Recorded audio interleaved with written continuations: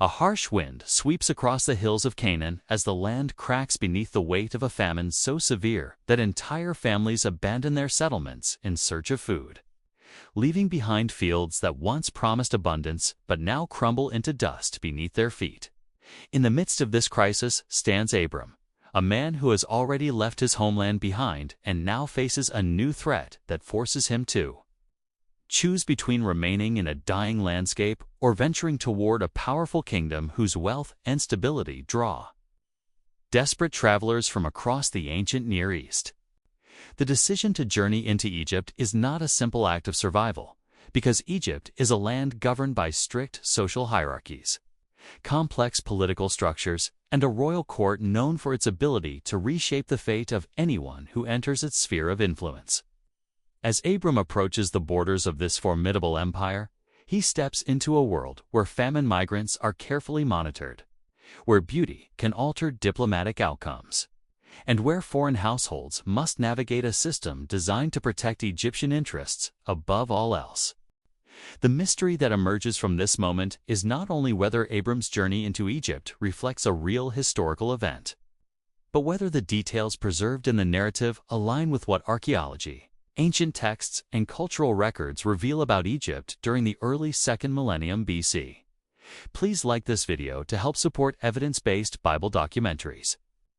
With the tension rising and the historical landscape unfolding, we now turn to the first major discovery that illuminates the world Abram entered when famine drove him toward the Nile. Evidence 1. The discovery.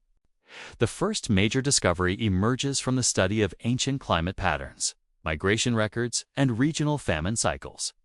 revealing that the movement of people from Canaan into Egypt during severe droughts was not only common but thoroughly documented in both archaeological and textual sources, providing a historically grounded framework for understanding Abram's decision to seek refuge in the Nile Valley. Excavations across the Levant have uncovered layers of drought-related abandonment, collapsed agricultural systems, and disrupted settlement patterns that align with periods of environmental instability during the early 2nd millennium BC, demonstrating that the conditions described in the narrative reflect real ecological pressures that forced populations to migrate in search of food and security. Egyptian inscriptions, including tomb reliefs and administrative papyri, depict scenes of Semitic families arriving at Egypt's borders during times of famine, carrying their belongings, leading their livestock, and requesting permission to enter the land, which mirrors the movement described in the account of Abram's journey. These records matter because they show that Egypt maintained a controlled but open policy toward famine migrants, allowing them to settle temporarily in designated regions while ensuring that their presence did not disrupt the economic or political stability of the kingdom. This policy aligns with the narrative's depiction of Abram entering Egypt during a period of crisis, suggesting that his arrival fits within a broader historical pattern rather than an isolated or improbable event. Archaeological evidence from the eastern Nile Delta further strengthens this connection, as excavations have revealed settlements containing material culture associated with Semitic populations, including pottery styles, burial customs, and household structures that differ from traditional Egyptian patterns, indicating that groups from Canaan and surrounding regions lived in Egypt during the era traditionally associated with Abram. These discoveries provide a tangible backdrop for the narrative, showing that the movement of people from Canaan into Egypt was a well-established phenomenon, supported by both environmental necessity and administrative regulation. The significance of this evidence becomes even clearer when we consider the geopolitical context of the time. Because Egypt's centralized government and advanced agricultural systems allowed it to withstand regional famines more effectively than neighboring lands, making it a natural destination for those seeking relief from drought. This dynamic explains why Abram would have viewed Egypt as a place of refuge, and why his journey aligns with the historical realities of the ancient Near East, the convergence of climate data. Archaeological discoveries. Contextual records creates a compelling case that the narrative's description of famine-driven migration reflects authentic historical conditions rather than later literary embellishment. If you're finding this fascinating, consider subscribing so you don't miss the next investigation. With this foundation established, we now turn to evidence that confirms and expands our understanding of Abram's experience within the complex social and political structures of Egypt. Evidence 2. The confirmation. The second major discovery emerges from the study of Egyptian court culture, diplomatic customs, and administrative practices, revealing that the social dynamics described in the narrative align closely with what we know about how foreign households were received, evaluated, and integrated into the political environment of the Nile Valley during the early 2nd millennium BC.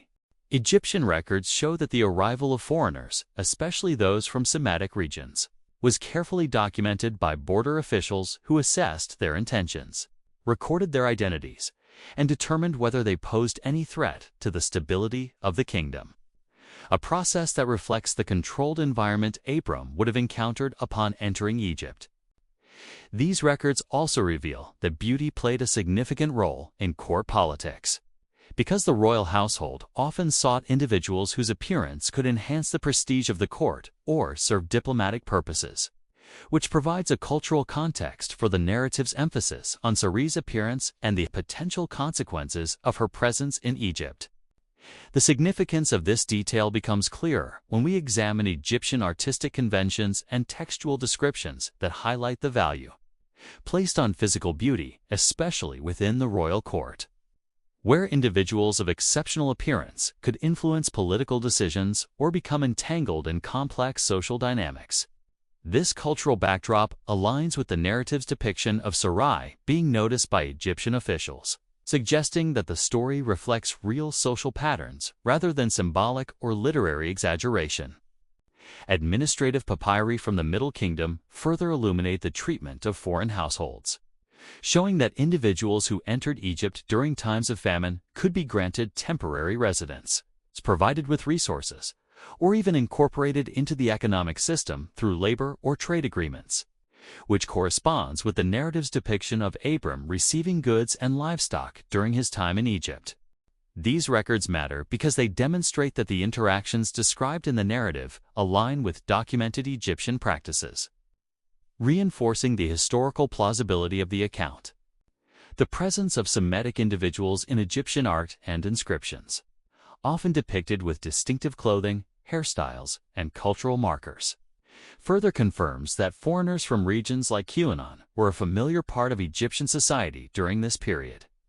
and that their interactions with the royal court were shaped by a combination of political interest, economic opportunity, and cultural negotiation.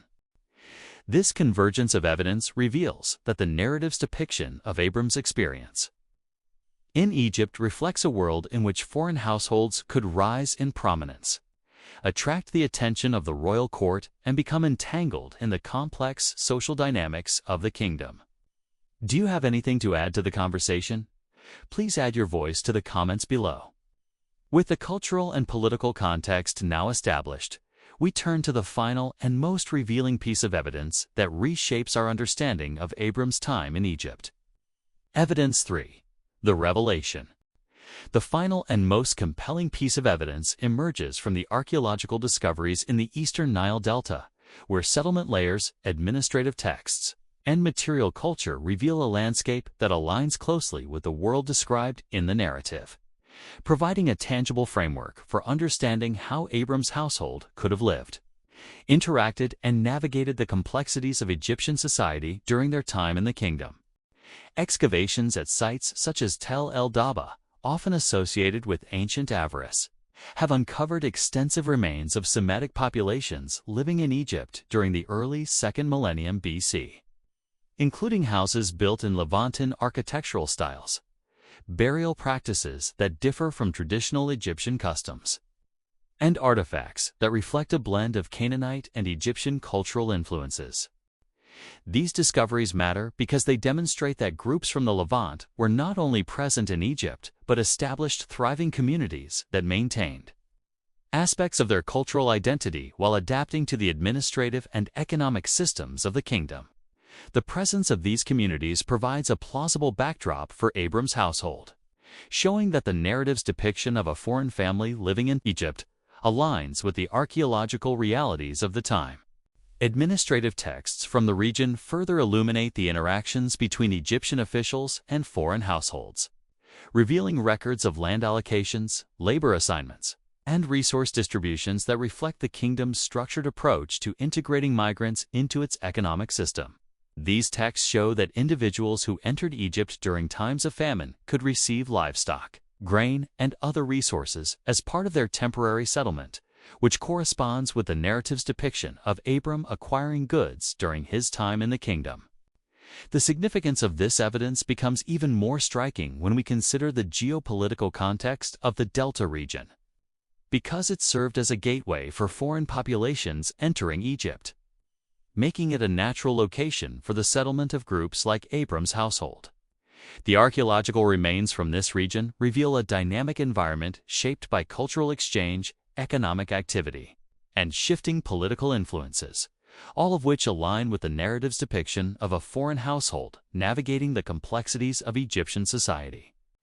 The discovery of Semitic names in Egyptian administrative records further strengthens this connection, as these names reflect linguistic patterns consistent with those found in the biblical patriarchal narratives, suggesting that the cultural and linguistic environment of the time aligns with the world described in the story. This convergence of archaeological, textual, and cultural evidence reveals that the narrative's depiction of Abram's time in Egypt is not an isolated or symbolic account, but a story deeply rooted in the historical realities of the ancient Near East. The presence of foreign households in the Delta, the administrative practices governing their settlement, and the cultural dynamics of the royal court all align with the details preserved in the narrative, creating a compelling case that the story reflects authentic historical memory. Please consider sharing this video to someone you know if you believe they might find it interesting in watching evidence-based Bible documentaries like this one. With the revelation now uncovered, we move toward a closing reflection that brings this investigation to its final moment. As we step back from the layers of evidence uncovered throughout this investigation, a vivid picture emerges of a world shaped by famine, migration, cultural negotiation, and the complex political structures of ancient Egypt, all of which converge to illuminate the historical environment in which Abram entered the kingdom during a time of crisis. The archaeological remains of the Levant reveal the ecological pressures that drove populations to seek refuge in Egypt, while the inscriptions and administrative records of the Nile Valley demonstrate that the kingdom maintained a structured approach to receiving and integrating foreign households. The cultural dynamics of the royal court, the value placed on beauty, and the political significance of foreign individuals all align with the narrative's depiction of Abram and Sarai's experience, showing that the story reflects a world in which personal identity, social status, and political influence could shift rapidly within the intricate systems of Egyptian society. The settlement layers and material culture uncovered in the Eastern Delta complete this picture, revealing a landscape that matches the world Abram would have encountered, a world shaped by cultural exchange, economic opportunity, and the movement of people across regional boundaries. Together, these discoveries form a mosaic of evidence that does not merely support the plausibility of the narrative, but invites us to view the story through the lens of history, archaeology, and cultural memory. The journey of Abram into Egypt stands not as a symbolic tale, but as a moment situated within a real and dynamic ancient world. A world whose traces remain preserved in the soil, inscriptions, and ruins that continue to speak across millennia.